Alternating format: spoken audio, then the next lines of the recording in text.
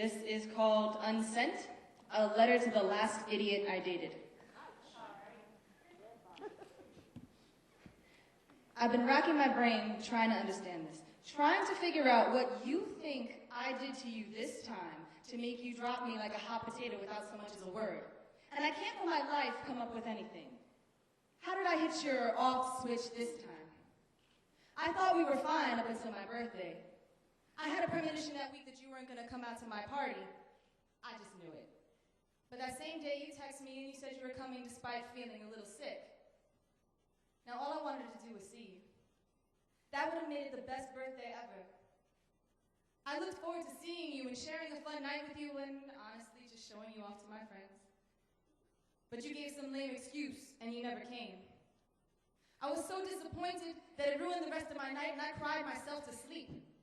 On my birthday. And I haven't heard from you since. You never sent an apology for breaking your word. Fine. You never sent me a birthday wish. Fine. But you haven't answered any one of my messages, and this time I refuse to chase you. Because last time, at least you mustered up the balls after a week and a half of silence to send me a breakup message in Facebook. And this time I couldn't even get that. Was my interest in seeing you too much for you? Was it too committal? But hold up, let's go back for a second. Have I really allowed you to let me lower my standards that far that a Facebook message is acceptable? A Facebook message?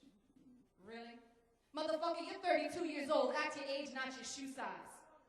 And you couldn't even grow a pair enough this time to acknowledge me? Oh, and please don't tell me that you're too busy grinding for closeout or doing shoots or doing whatever else the fuck you do, because if you could take the time out of your busy fucking schedule to post on Facebook or send a tweet, you could take the time to send me a motherfucking text message. Even if it's just, bitch, step off. Or, we're done. Something. Nothing is more aggravating than being ignored for no fucking reason. It's selfish and inconsiderate and, come to think of it, no different from how you've been treating me from the beginning. And all I ever wanted was to make you feel happy and comfortable. I didn't do the typical all-day texting and calling. I wasn't overly emotional. I gave you space to be you. You always told me that you make it known when you're with someone. So when we went out to clubs or were with your friends, I kept my distance because you weren't claiming me. And you had a lifestyle image to sell. Maybe I didn't fit into that. But I was always there for you. Because, in case you didn't notice, I had feelings for you, asshole. I cared for you. Fuck me, I almost loved you. I brought you medicine to your job when you were sick. I cooked special meals for you. I opened up my apartment and myself to you. For months, you had a place to come to every night after a long day's work. I'd buy you food. I'd give you control of the TV. You could have been anywhere else, with anyone else, with any of the beautiful, rich people that you work with, but you came home to plain and simple me. And I thought that meant something. We would fall asleep holding hands. You'd pull me close to you while you slept. Just friends don't do that.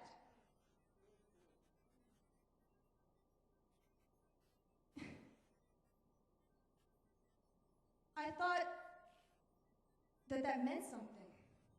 I thought that was your nonverbal way of communicating to me that you had feelings for me, but I guess I read that wrong. It was just Hotel Christina.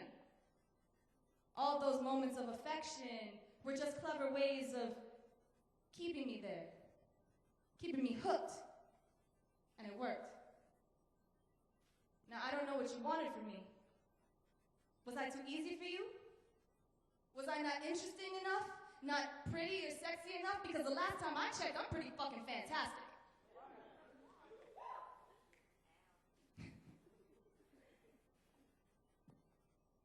Now, I can understand if your feelings are not the same as mine.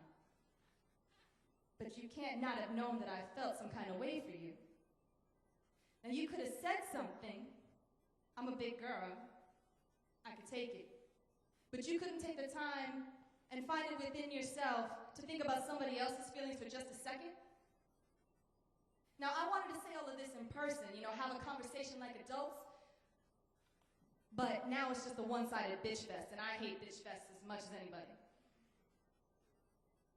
You said to me once that I'm the last person in the world that you would ever want to hurt. But I guess that was game. And you win. I didn't even know I was playing.